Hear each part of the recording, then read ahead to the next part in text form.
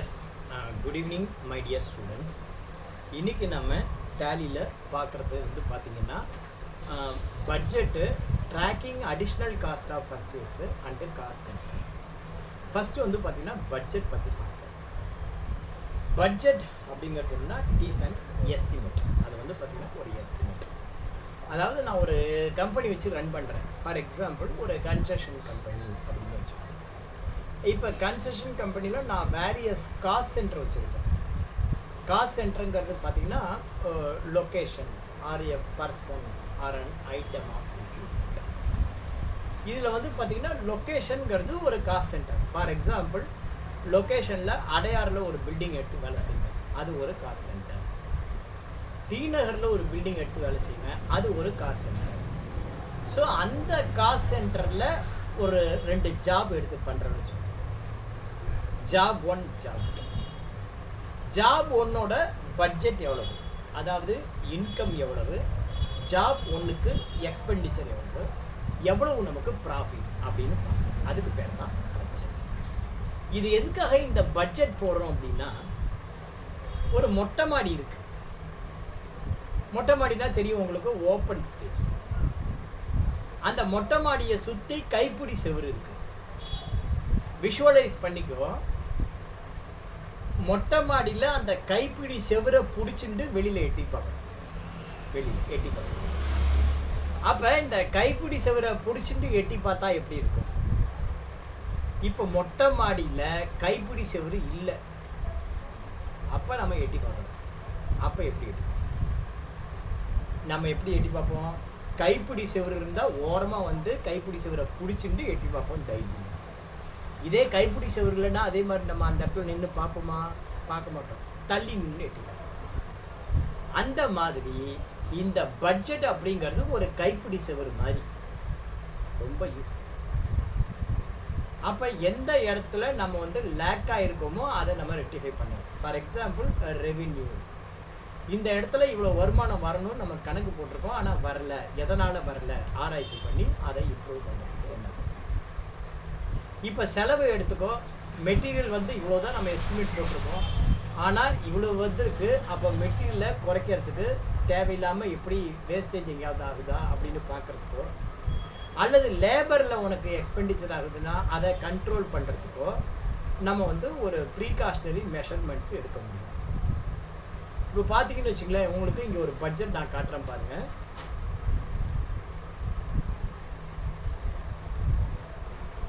இது வந்து பட்ஜெட்.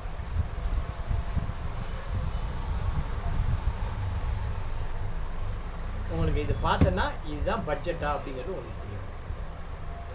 பாருங்க, ஒரு சைடு ஒரு பட்ஜெட் போட்டிருக்காங்க. ஒரு பெரிய பட்ஜெட் இது ஆக்சுவலாக. ஓகேங்களா? இப்போ வந்து பார்த்தீங்கன்னா இதுதான் பட்ஜெட் 1. எவ்வளோ ரூபாய்க்கு போட்டிருக்காங்கன்னா 47 லட்சத்துக்கு போட்டிருக்காங்க.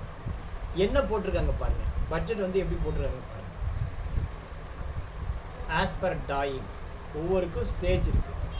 எஸ்கவேஷன் அப்படின்னா அதுக்கு எவ்வளோ நாள், ஓகேவா? PCC, footing and carpet, various stages of work, ஒவ்வொன்றும் எவ்வளோ நாளில் முடிக்கும். மொத்தம் 158 நாளைக்கு பட்ஜெட் போட்டிருக்காங்க. ஸோ ஃபஸ்ட்டு சைடோ கம்ப்ளீஷன் 15ஆம் தேதி, செகண்ட் சைடோ 30ஆம் தேதி முடிக்கணும் அப்படின்னு சொல்லி ஒன்றுக்கும். இப்போ வந்து பார்த்தீங்கன்னா வேஜஸ், அதுக்கு வந்து எவ்வளோ பட்ஜெட், வேஜஸ் பார்பெண்டிங் அதுக்கு எவ்வளோ பட்ஜெட், வேஜஸ் கார்பெண்ட்ரி அதுக்கு எவ்வளோ பட்ஜெட். ஸோ இந்த மாதிரி ஒன்றுக்கும் என்ன பண்ணுறாங்க, பட்ஜெட் வந்து போடுறாங்க. ரைட்டுங்களா? ஒன்றுக்கும் இந்த மாதிரி பட்ஜெட்ஸ். டோட்டலாக எவ்வளோ பட்ஜெட், நமக்கு எவ்வளோ நமக்கு கிடைக்கும், ப்ராஃபிட் எவ்வளோ. ஸோ டோட்டல் பட்ஜெட் இது. ரைட்டுங்களா? இதுக்கு என்னென்ன மெட்டீரியல் வேணும், என்னென்ன வேணும்னு சொல்லிட்டு இதுக்கு பேர் தான் வந்து பட்ஜெட். நீங்கள் என்ன பண்ணணும், ஆக்சுவலாக என்ன பண்ணணும்னா, நீ வந்து ஒரு கன்ஸ்ட்ரக்ஷன் கம்பெனியில் ஒர்க் பண்ணிட்டு இருந்தாக்க ஃபஸ்ட்டு வந்து ஒர்க் ஆர்டர் இருந்தாக்க அந்த ஒர்க் ஆர்டருக்கு வேலை பண்ணுறதுக்கு நீங்கள் ஏதாவது பட்ஜெட் வச்சுருக்கியாக்க டேலியில் அந்த பட்ஜெட்டை நீங்கள் ஃபீட் பண்ணணும். டேலியில் என்ன பண்ணணும், அந்த பட்ஜெட்டை ஃபீட் பண்ணணும். நீங்கள் அந்த பட்ஜெட்டை ஃபீட் பண்ணும்போது அதில் என்னென்ன ஹெட்டிங் கொடுத்துருக்கீங்களோ அந்த ஹெட்டிங் லெட்ஜர் நேமை தவிர வேறு லெட்ஜர் நேமு பட்ஜெட்குள்ளே வர லெட்ஜர் நேமை யூஸ் பண்ணக்கூடாது. பட்ஜெட் வந்து பார்த்தீங்கன்னா இன்கம் அண்ட் எக்ஸ்பெண்டிச்சருக்காக உரியது. ஃபார் எக்ஸாம்பிள் சேலரி வேஜஸ்ன்னு லெட்ஜர் நேம் கொடுத்துட்டு பட்ஜெட்டில் நீங்கள் வந்து பார்த்தீங்கன்னா வேறு ஒரு லெட்ஜர் நேம் சேலரின்னு மாத்திரம் கொடுக்குறீங்க. அப்போ பட்ஜெட்டில் மானிட்டர் பண்ணணும். பட்ஜெட் வந்து மூணுக்குமே கொடுக்கலாம்.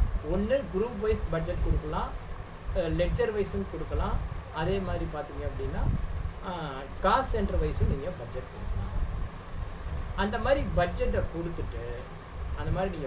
கொடுத்துட்டு ஆக்சுவல் எக்ஸ்பெண்டிச்சரை நீங்கள் ஃபீட் பண்ணலாம், ஆக்சுவல் இன்கமையும் ஃபீட் பண்ணலாம். அந்த மாதிரி ஃபீட் பண்ணும்போது பட்ஜெட் போட்டிருக்கீங்க, என்ன பட்ஜெட் போட்டிருக்கீங்க, ஆக்சுவலாக உனக்கு என்ன இன்கம் வந்திருக்கு, நீ வந்து ஆக்சுவலாக என்ன பட்ஜெட் போட்டிருக்கோம், ஆக்சுவலாக என்ன செலவாயிருக்கு. ஸோ நமக்கு பட்ஜெட் படி லாபமாக நஷ்டம் அப்படிங்கிற அனாலிசிஸ் பண்ணுறதுக்கு அதுக்கு பேர் தான் பட்ஜெட் அப்படிங்கிறது. அந்த பட்ஜெட் வந்து பார்த்திங்கன்னா எங்கே இருக்கும் அப்படின்னு பார்த்தீங்கன்னா, இங்கே வந்து பார்த்திங்கன்னா க்ரியேட் பண்ணுறது வந்து பார்த்திங்கன்னா கேட்வே ஆஃப் டேலி, அதில் ஷோ மோர் அப்படின்றது, ஷோ மோரில் பட்ஜெட் அப்படின்னு. இந்த பட்ஜெட்டில் நீங்கள் வந்து பார்த்திங்கன்னா எப்படி வேணால் க்ரியேட் பண்ணலாம். இன்கம் பட்ஜெட், எக்ஸ்பெண்டிச்சர் பட்ஜெட் அப்படின்னு போட்டுக்கலாம். Income budget, expenditure budget. Income budget April 23லேருந்து மார்ச் 24 வரை. Set for group ledger. இங்கே வந்து எஸ் கொடுத்து குரூப்புக்கு நீங்கள் செட் பண்ணிக்கலாம். ஃபார் எக்ஸாம்பிள் சேல்ஸ் குரூப், அதில் நெட்டு டிரான்சாக்ஷனாக க்ளோசிங் பேலன்ஸ், நெட்டு டிரான்சாக்ஷன் ஒரு 50 lakhs அப்படிங்கிறது லெட்ஜர் வந்து. எக்ஸ்பெண்டிச்சர் பட்ஜெட், எக்ஸ்பெண்டிச்சர் பட்ஜெட் இது வந்து பிரைமரி ஏப்ரல் 23லேருந்து மார்ச் 24 வரைக்கும். எக்ஸ்பெண்டிச்சர் லெட்ஜர், இது நான் லெட்ஜருக்கு நான் போடுறேன். Yes account name, account name பார்த்தீங்கன்னாக்க இங்கே வந்து பார்த்தீங்கன்னா நான் வந்து கிரியேட் பண்ணிக்கிறேன். Salary under indirect expenses on net transaction 20 lakhs, 2 lakhs.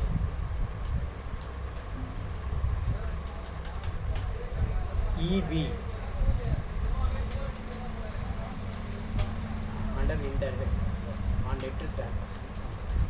So இந்த மாதிரி நான் வந்து என்ன பண்ணியிருக்கேன், சேலரிக்கு இதுக்கும் போட்டேன். இப்போ வந்து நான் வந்து பட்ஜெட் போடுறேன். பிஎன்பி ராய் பட்டா அப்படின்னு ஒரு கம்பெனி, அதுக்கு நான் சேல்ஸ். ஃபஸ்ட்டு வந்து பார்த்தீங்கன்னா சேல்ஸ் அண்டர் சேல்ஸ் எவ்வளோ போடுறேன் அப்படின்னா, ஃபார் எக்ஸாம்பிள் இது நான் வந்து இதுவாக போட்டேன். அக்கௌண்டிங் வேஸாக போட்டேன். Cash account debit, sales account credit ஏன் போட்டேன். ஏப்ரல் 23-24 நான் பட்ஜெட் போட்டேன் இல்லையா. கம்பெனி எப்போ ஆரம்பிச்சிருக்கோம், 24 ஆரம்பிச்சேன். அப்போ வந்து பட்ஜெட் வந்து பார்த்தீங்கன்னா 24 தான் இருக்குது. எக்ஸ்பெண்டிச்சர் பட்ஜெட் ஆகட்டும், இன்கம் பட்ஜெட் ஆகட்டும், ஏப்ரல் 24 டு மார்ச் 25. அதே மாதிரி எக்ஸ்பெண்டிச்சர் பட்ஜெட்டுக்கும் ஏப்ரல் 24 மார்ச் 25. ஒரு 2 சேல்ஸு 2 பர்ச்சேஸ், அது மாத்திரம். சேல்ஸ் எவ்வளவு பண்ணியிருக்கோம் அப்படின்னு வச்சுக்கோ. ஃபார் எக்ஸாம்பிள் 31/3 அந்த வருஷம் என்டையர் சேல்ஸு அந்த வருஷம் என்டையர் சேல்ஸும் 15 லட்சம் ரூபான்னு ஆகும். அதே மாதிரி expense payment, cash payment, salary ஒரு 12 லட்சம் ரூபா, இபி ஒரு 2 லட்சம். இது வந்து என்னுடைய சரி ஆக்சுவல்ஸ். இப்போ வந்து ஒரு வருஷத்தோட இன்கமும் ஒரு வருஷத்தோட எக்ஸ்பெண்டிச்சரும் நான் என்ட்ரி பண்ணிட்டேன். இப்போ நம்ம அனாலிசிஸ் பண்ணி பார்க்குறோம். அந்த அனாலிசிஸ் எப்படி பார்க்குறது, display trial balance alt, display trial balance alt F1. இதில் வந்து பார்த்தீங்கன்னா இந்த பட்ஜெட் வேரியன்ஸ் F10 இருக்கு பாருங்கள். இந்த பட்ஜெட் வேரியன்ஸ் இதை போய் நீங்கள் கிளிக் பண்ணணும். கிளிக் பண்ணிங்கன்னா உங்களுக்கு நீ என்னென்ன பட்ஜெட் செட் பண்ணிக்கிறியோ அந்த பட்ஜெட் மாதிரி தான் பார்க்கணும். ஃபார் எக்ஸாம்பிள் இன்கம் பட்ஜெட், இப்போ பாருங்கள் இன்கம் பட்ஜெட் எவ்வளோ போட்டிருக்கோம்.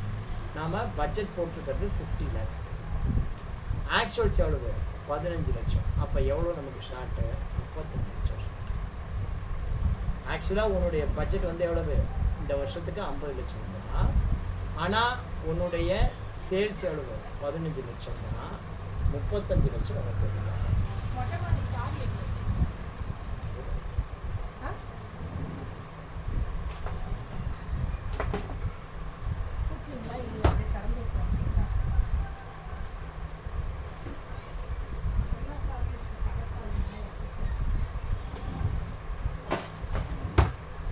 இப்போ expenditure budget display trial balance ஆர்டி. அம்மா மொட்டை மாடியில் அந்த இது மேலே பில்லர் மேலே வச்சுட்டேன்.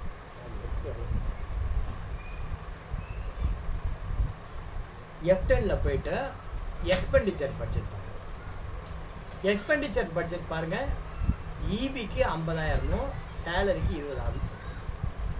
ஆனால் ஆக்சுவலாக என்ன இருக்குது, ஈபி 2 லட்சம், பட்ஜெட் வந்து 50,000, ஆக்சுவலாக 2 லட்சம். சேலரி பாருங்கள், பட்ஜெட் 20 லட்சம், ஆனால் ஆக்சுவலாக 12 லட்சம். ஸோ பட்ஜெட் வந்து நமக்கு சேலரி வந்து ஃபேவர், ஈபி வந்து அதிகமாக இருக்குது. அப்போ எங்கே வந்து அதிகமாக இருக்குது, ஈபியில் அதிகமாக இருக்குது. அப்போ அதை கண்ட்ரோல் பண்ணுறது வேஸ்ட்டாக எங்கெல்லாம் போயிட்டுருக்கு அதை கண்ட்ரோல் பண்ணுறது. இதுதான் வந்து பட்ஜெட் அனாலிசிஸ். ஸோ இந்த பட்ஜெட் அனாலிசிஸ் வரணும்னா என்ன பண்ணணும் அப்படின்னா, ஃபஸ்ட்டு வந்து you have to create the budget. Income budget, expenditure budget, cash budget, sales budget, various budgets are that, production budget, purchase budget, like that various budget are that. நீங்கள் வந்து capital budgeting படிச்சிருக்கீங்க, capital budget, அந்த மாதிரி நிறைய budget இருக்குது. So நீங்கள் எந்த budget போட்டிருக்கீங்களோ அந்த பட்ஜெட்டை எடுத்துட்டு அதுக்குள்ளே அந்த பட்ஜெட் இருக்கா அப்படின்னு நீங்கள் ஓகேவா. இதுக்கு பேர் தான் பட்ஜெட்.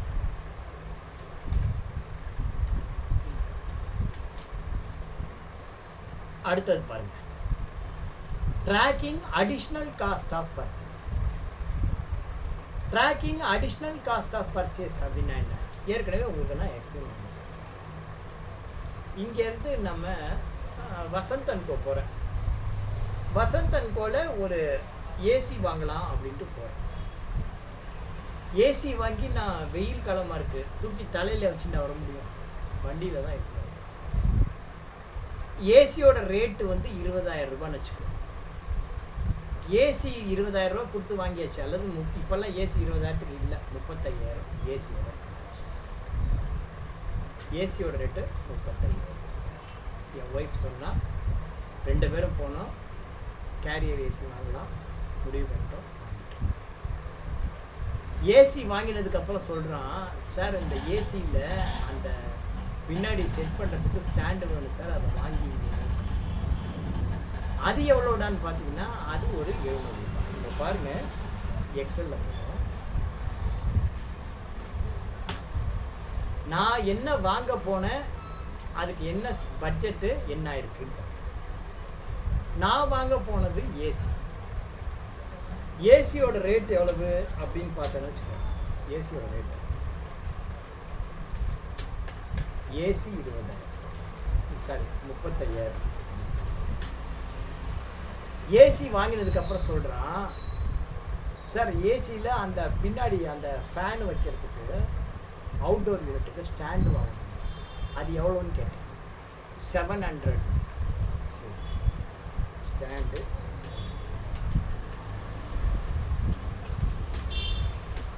Right, okay. நீங்கள் ஏசி வாங்கியிருக்கீங்களே, திடீர்னு வந்து கரண்ட்டு போயிடுச்சுன்னா உங்களுக்கு இது வந்து நீங்கள் வாங்கியிருக்கிற ஏசி வாங்கின வரைக்கும் சொல்லவே இல்லை அந்த கம்பெனி.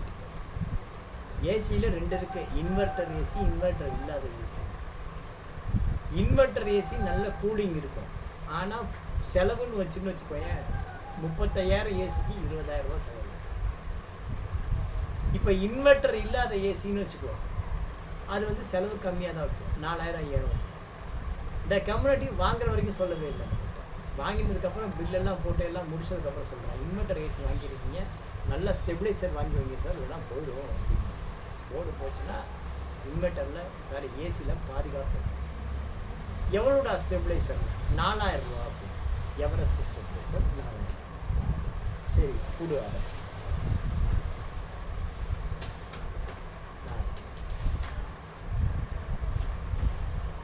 அதை அடுத்தது இதை கொண்டு வந்து வீட்டில் கொடுத்துருவீங்களான்னு நீங்கள் தான் எடுத்துக்கணும். இவ்வளோ கொடுத்து வாங்கியிருக்கேன்னா ஃப்ரீ டோர் டெலிவரி அதெல்லாம் கிடையாது சார். சரி ரைட்டுப்பா, ஓகே, எவ்வளோ கேட்பீங்க அப்படின்னு கேட்டேன். 500 + GST. 500 + GST, ஓகேவா? அப்போ டிரான்ஸ்போர்ட் அதுக்கு ஒரு 500. இப்போ இது வரைக்கும் எனக்கு என்னாச்சு செலவு? 40,200 ஆச்சு. 40,200 கட்டிட்டேன். ஏசி அடுத்த நாள் வந்தாச்சு. வந்து ஃபோன் பண்ணுற ஒரு ரூபாயில் எடுக்கவே இல்லை. ஏசி இன்ஸ்டலேஷன் அடுத்து 2ஆம் நாள், ஏன்னா கோடை காலம் வரவே இல்லை. 2 நாள் கழிச்சு ஏசி மெக்கானிக் வந்தான், கேரியர் கம்பெனியில் வந்து ஃபிக்ஸ் பண்ணான். வந்து பார்த்துட்டு சொல்கிறான், சார் நீங்கள் இந்த ஸ்டாண்டு வாங்கியிருக்கீங்கல்ல, இந்த ஸ்டாண்டை நீங்கள் போட்டிங்கன்னா நிற்கவே நிற்காது, போட்டுன்னு போகிறவன் தலையில் ஒன்று சார். அதுக்கப்புறம் நீங்கள் ஆயிரக்கணக்கில் லட்சக்கணக்கில் செலவு பண்ணணும். என் கம்பெனியில் ஒரு ஸ்டாண்ட் இருக்குது, அதை வாங்குவேன், நல்லது. இதை ஒன்று அவனாவது சொல்லியிருக்கணும், இல்லை இவனாவது முன்னாடி சொல்லணும் ஸ்டாண்டு வாங்க. அப்புறம் அந்த ஸ்டாண்டையும் இந்த ஸ்டாண்டையும் வச்சு பார்த்தா கம்பெனி ஸ்டாண்டு கொஞ்சம் நல்லா தான் இருக்குது. ஆனால் அது எவ்வளோன்னா 1,700 சார்.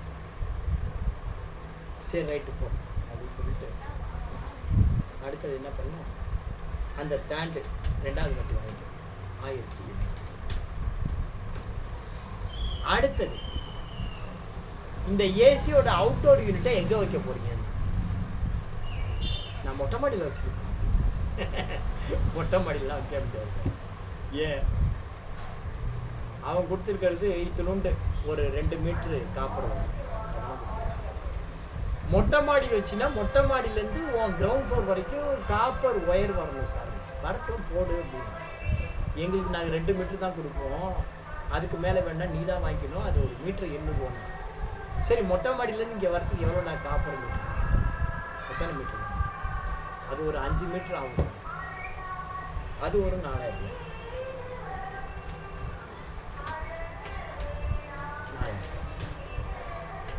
அப்புறம் அந்த வேலையெல்லாம் செஞ்சு முடிச்சதுக்கப்புறம் அவனுக்கு டிப்ஸ் ஒரு 500 ரூபா கொடுத்தேன்.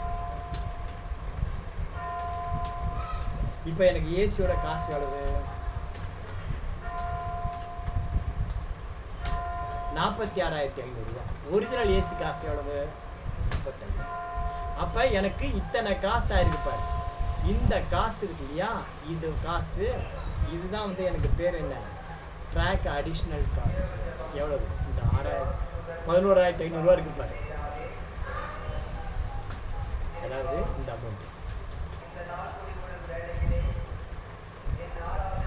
இதுதான் வந்து எனக்கு என்ன அடிஷ்னல் காஸ்ட். இதுக்கு பேர் என்னது? அடிஷ்னல் காஸ்ட் தான். இதுதான் அடிஷ்னல் காஸ்ட் ஆஃப் பர்ச்சேஸ் அப்படின்ட்டு. அப்போ ஏசியோட காசு எவ்வளவு? எனக்கு எவ்வளவுன்னா இந்த 11,500 ப்ளஸ் இந்த 35,500, இதை சேர்த்து 46,500 ரூபா. இப்போ புரியுதா? Track additional cost of purchase அப்படின்னா முக்காவாசி பிஸ்னஸ் மேனு இந்த காஸ்ட்டை கோட்டை விட்டுறாங்க. பட் என்னுடைய ப்ராஃபிட் எங்கே போச்சுன்னு நம்மகிட்ட கேள்வி. Track additional cost of purchase, நீ ஒரு ப்ராடக்டை பர்ச்சேஸ் பண்ணுறதுனால உனக்கு ஏற்படக்கூடிய காஸ்ட், அதை நீ அக்கௌண்ட் பண்ணணும். அக்கௌண்ட் பண்ணாமல் விட்டுட்டு என்னுடைய லாபம் எங்கே போச்சுன்னு நம்மகிட்ட கேட்கணும். ரைட்டா? 10 ரூபாய்க்கு வாங்கினா 20 ரூபாய்க்கு விட்டேன். இப்போ எனக்கு 10 ரூபா வரணும்ல. நீ கொண்டு வந்ததுக்கும் அதை தூக்கின்னு வந்ததுக்கும் 5 ரூபா செலவு பண்ணியிருக்கோம். அதை கணக்கில் எடுத்துக்கணும். எனக்கு லாபம் 10 ரூபா இல்லை, எங்கே போச்சு அப்படின்னு நம்மளே கேட்கணும். உனக்கு கணக்கு பார்க்க தெரியலன்னா நான் என்னடா பண்ணணும்? இந்த காஸ்ட்டை வந்து என்ன பண்ணணும்? அக்கௌண்ட் பண்ணணும். நீ கம்பெனியில் வேலை பார்த்தீங்கன்னா இந்த ட்ராக் அடிஷ்னல் காஸ்ட் அக்கௌண்ட். அதுக்கு என்ன பண்ணணும்? டேலியில் 2 பண்ணணும். ஒன்று வந்து பார்த்தீங்கன்னா ஆல்டரில் வவுச்சர் டைப். வவுச்சர் டைப்பில் பர்ச்சேஸ், அந்த வவுச்சர் டைப் பண்ணணும். பர்ச்சேஸ் வவுச்சர் டைப்பில் track additional cost of purchase yes. அடுத்தது பார்த்தீங்கன்னா லெட்ஜர், ஆல்டர் லெட்ஜர். சப்போஸ் இப்போ சேலரியோடைய காஸ்ட் வந்து நம்ம பண்ணணும் அப்படின்னா இன்டைரக்ட் எக்ஸ்பென்ஸ் குரூப்பில் போயிடும். குரூப்பில் வந்து பார்த்தீங்கன்னா இன்டைரக்ட் எக்ஸ்பென்சஸ் அப்படின்றது. இந்த இன்டைரக்ட் எக்ஸ்பென்சஸில் மெத்தட் டு அலோகேட் இந்த பர்ச்சேஸ் இன்வாய்ஸ் இருக்குல்ல, அதான் அப்ராப்ரியேட் டு வேல்யூ அப்படின்னு. ஸோ இந்த ரெண்டு வேலையும் பண்ணிவிட்டு நீங்கள் வந்து பர்ச்சேஸ் என்ட்ரி போட்டுட்டு ஃப்ரைட்டு போட்டிங்க அப்படின்னா ஆட்டோமேட்டிக்காக அந்த ஃப்ரைட்டோட காஸ்ட்டு ப்ரொப்போர்ஷனட்டாக அங்கே போய் உட்காந்து. இதுக்கு பேர் தான் இந்த ட்ராக் அடிஷ்னல் காஸ்ட். மூணாவது வந்து பார்த்தீங்கன்னா டாபிக்கு காஸ்ட் சென்டர். காஸ்ட் அப்படின்னா என்ன? காஸ்ட் அப்படின்னா it is an expenditure incurred for the purpose of producing a product or rendering a service. It should be expressed in the manufacturing point of view and not from the trader point of view. All costs are expenses, but all expenses are not costs. So cost அப்படிங்கிறதுனா it is an expenditure incurred for the purpose of producing a product or rendering a service. It should be expressed in the manufacturing point of view and not from the trading. இதுக்கு பேர் cost. Cost centre அப்படின்னா என்ன? Location or a person or an item of equipment for the purpose of ascertain the cost and determine the selling price. That is called cost. அதை டேலியில் எப்படி implement பண்ணுறதுனா F11 ஃபீச்சரில் போய்ட்டு நீ cost சென்டரை என்னது பண்ணணும். இங்கே வந்து பார்த்தீங்கன்னா F11 ஃபீச்சர் இருக்குது. F11 போய்ட்டு எனேபிள் காஸ்ட் சென்டர் அப்படின்னு ஒரு ஆப்ஷன் இருக்குது. அந்த காஸ்ட் சென்டர் என்னது பண்ணணும். அதுக்கப்புறம் நீங்கள் வந்து பார்த்தீங்கன்னா க்ரியேட்டில் போய்ட்டு காஸ்ட் சென்டர் க்ரியேட் பண்ணிக்கணும். கேட்டகரி வேணும் அப்படின்னு நினச்சிங்கன்னா நீங்கள் கேட்டகரி க்ரியேட் பண்ணிக்கலாம். கேட்டகரி தனி காஸ்ட் சென்டர் தனி. இப்போ நம்ம கொஸ்டின் அண்ட் ஆன்சர் செஷனுக்கு வந்துடுவோம். Question and answer session.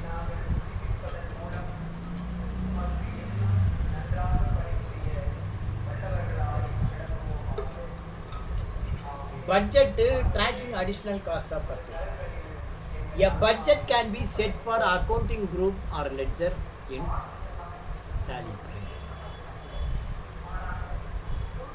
Budget can be set for accounting groups and ledgers in Tally Prime. இது வந்து true is the right answer. அது வந்து நம்ம இதுக்கும் பண்ண முடியும், அதுக்கும் பண்ண முடியும்.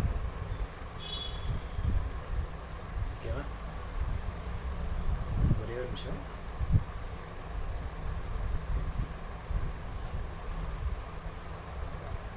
In Coulon summary report, dash option is used to select the different Coulon from the same screen in Tally. F4 Coulon is the right answer. Coulon summary report la Coulon option is used to select the different Coulon from the same screen in Tally. In Tally Prime, from the list of master screen budget feature is available under which of the following header? Accounting head கீழ இருக்கு. Which of the following option is used to configure the cost center class in Tally Prime? Cost center class அப்படின்னா Alt K company F11 feature control a cost center. The cost center class na என்னன்னு தெரியும் எனக்கு. What is called a cost center class? Cost na என்னன்னு சொல்லிட்டா cost center na என்னன்னு சொல்லிட்டா. Assume பண்ணிக்க ஒரு கம்பெனியில் ஒரு 3 காஸ்ட் சென்டர் இருக்கு. ABC 3 cost centre. ஒரு காஸ்ட் சென்டருடைய இது வந்து 10 lakhs, இன்னொன்று 20 lakhs, இன்னொன்று 30 lakhs. அப்போ 1:2:3. Whatever the expenditure incurred, you should allocate the cost center in the ratio of 1:2:3 அப்படின்னு வச்சுக்கோ. ஒவ்வொரு வாட்டி நீ மேனுவலாக போட வேண்டாம். allocation. Cost center automatically allocate the cost to the concerned center. That kind of allocation can be given in the cost center class. Once you configured the cost center class, once you selected the cost center class, you don't need to give a separate entry for the cost center. ஒரு வாட்டி நீ cost centre class set பண்ணிவிட்டு நீ இந்த மாதிரி ratio set பண்ணி போட்ட அப்படின்னா அந்த சென்டரை செலக்ட் பண்ணால் போதும், automatically the cost will be allocated to the respective cost centre. That is called a cost centre class. ஓகேவா? கொஸ்டினுக்கு அதை எப்படி பண்ணலாம் அப்படின்னா ஆல்ட் கே கம்பெனி அதில் போயிட்டு F11 ஃபியூச்சரில் control I more detail cost centre class alt K அதில் F11 ஃபியூச்சர்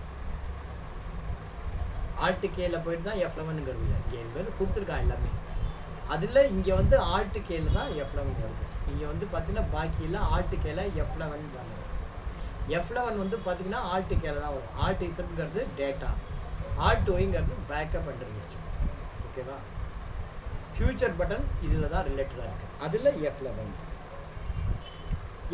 போயிட்டு கண்ட்ரோல் ஐ மோர் டீட்டெயில் அதில் போயிட்டு நீங்கள் ஷோ மோர் போனீங்க அப்படின்னா காஸ்ட் சென்டர் எனேபிள் பண்ணியிருந்தா உங்களுக்கு cost centre class cost centre enable பண்ணியிருக்கணும்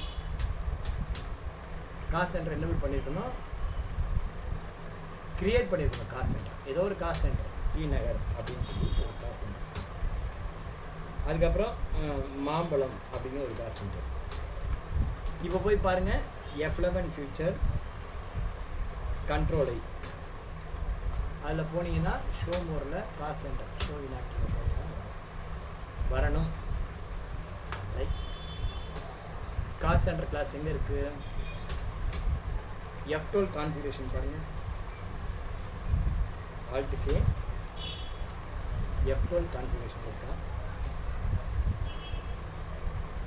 cost centre class create show மோடில் போயிட்டு இங்கே பார்த்தீங்கன்னா காஸ்ட் சென்டர் கிளாஸ் அக்கௌண்டிங் மாஸ்டரில் F11 ஃபியூச்சர் அது தப்பு திஸ் ஆன்சர் ஆல்சோ தப்பு இதுவே தப்பு தான் F12 தான் இருக்குது F12 கூட இல்லை இந்த ஆன்சர் தப்பான கொஸ்டின் இது வந்து நான் டேலியில் கொடுத்துருக்க ஆன்சர் இது பட் அது வந்து ஒர்க் ஆகுது பார்த்துக்கோங்க அஞ்சாவது கொஸ்டின் பாருங்கள் an organization within the department or function to which the cost and expenses is allocated can be referred to an organization ஒரு organization within the department or function to which the cost and the expenses allocated can be referred to என்ன சொல்றேன் referred to cost center தான் சொல்றேன் ஒரு டிபார்ட்மெண்ட்டுக்குள்ளே allocate பண்ணதுன்னா அது பேர் cost centre அப்படின்னு நம்ம சொல்கிறோம் which of the following is the correct navigation பார்த்து to delete the budget in the Tally Prime from Tally Prime gateway of Tally alter select alter அதில் பட்ஜெட்டு அதில் போய்ட்டு alt In Tally Prime, start summary displays the details of goods inward and outwards along with the closing balance. True is the right answer. From the profit and loss account, on pressing enter on the sales account, we can drill down till dash voucher level வரைக்கும் போகலாம். In the cost center breakup report of Tally Prime by using the option Alt Exchange View, we can view the reports in which of the following ways. Cost center breakup வந்து பார்த்தீங்கன்னா உனக்கு group wise ledger wise அப்படின்னு group wise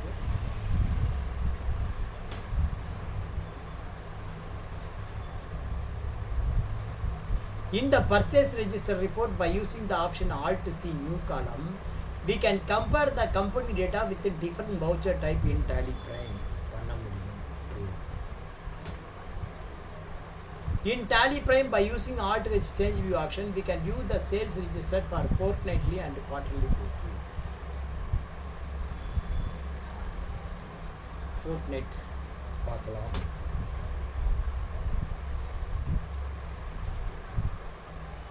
In which of the following report of Tally Prime, the budget variance can be viewed by using F10 budget trial balance? Question பார்த்தோம்னா answer அடிக்கணும். Which of the following detail will get captured in the ratio analysis? Cash in hand and the inventory turnover ratio. இதெல்லாம் comprehensive questions நான் attend பண்ணேன் அதனால எனக்கு வரும். The cost center menu screen contains which of the following reports? Cost center menu வந்து பார்த்தீங்கன்னா என்ன இருக்குன்னா cost category cost center.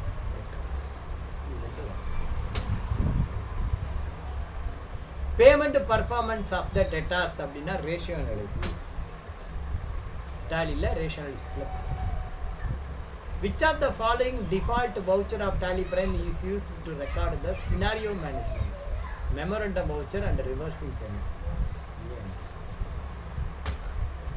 The scenario voucher. Which of the following option is used to navigate the daily summary of the cost center voucher report? F6 daily நினைக்கிறேன். ஆமா F6 daily தான்.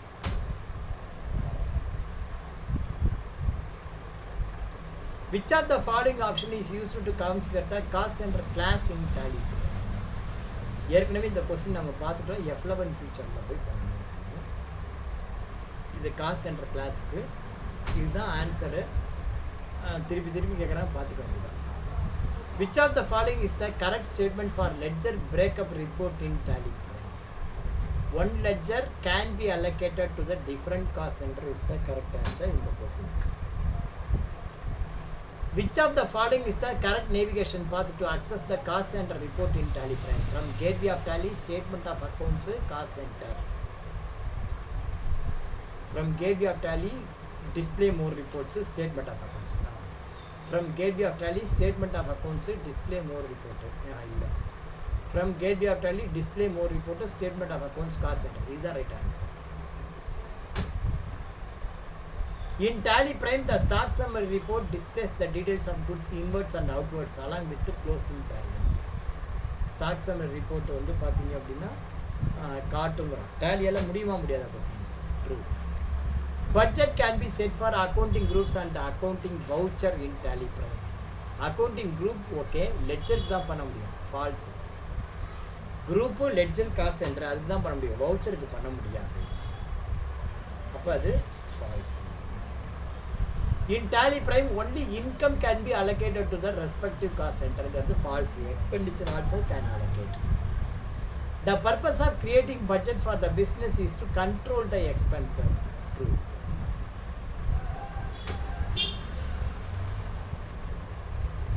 Which of the following statement is wrong in terms of sales order processing in Tally Prime? Rising sales order is the first voucher to be recorded in the sales order processing center. True. எது தப்புன்னு கேட்குறான். ஏ வந்து true. The sales order voucher must be activated each time. இதுதான் வந்து தப்பு. இது தப்பு. இது ரெண்டு தப்பு. ஒவ்வொரு வாட்டியும் பண்ணுங்கிறது. ஒரு வாட்டி பண்ணால் போதும். ஒரு வாட்டி பண்ணுங்க. The sales order voucher recorded in Tally Prime will capture in the sales order book. True. Activation of sales voucher is the one time process. இதுவும் ட்ரூ. So, இது false. Track additional cost of purchase can be enabled for which of the following? இங்கே for இருக்கு, from இருக்கு. From which of the following voucher type in Tally Prime? அப்படின்னா purchase தான் பண்ண முடியும். பாக்கி purchase. The receipt note voucher recorded in Tally Prime will capture in which of the following report? Receipt note voucher. Receipt note அப்படிங்கிறது எங்க? Receipt note அப்படிங்கிறது inventory related. அதனால் அது வந்து ஸ்டாக் சம்மரியில் வரும். அப்புறம் பார்த்தீங்கன்னா ஸ்டாக் குவரியில் வரும். இதில் தான் வரும். பாக்கியெல்லாம் அக்கௌண்டிங் ரிலேட்டட். சேல்ஸ் பெண்டிங்கிறது ஸ்டேட்மெண்ட் ரிலேட்டட். சேல்ஸ் ஆர்டர் அவுட்ஸ்டாண்டிங்கிறது ஆர்டர் ரிலேட்டட். ஸ்டாக் ட்ரான்ஸ்ஃபர் அனாலிசிஸ்ங்கிறது அது it is one of the report. Purchase bill இது வந்து stock summary and stock query is the right answer. In Tally Prime, quotation can be printed from which of the following voucher? Quotation இதில் பண்ணலாம். Sales order voucher தான் பண்ணணும். பாக்கி எல்லாம் accounting transaction. இது மாத்திரம்னா accounting transaction. What is the invoice value to generate an e-way bill register for dealer? இது வந்து லோக்கல்னு இருக்கணும். 50,000. சாரி இன்ட்ரெஸ்ட் ரேட்டுன்னு இருக்கணும். தமிழ்நாடுக்குள்ளனா 1 lakh. இதே மாதிரி இன்னொரு 10 கொஸ்டின் இருக்குது. படித்து பார்த்துங்க.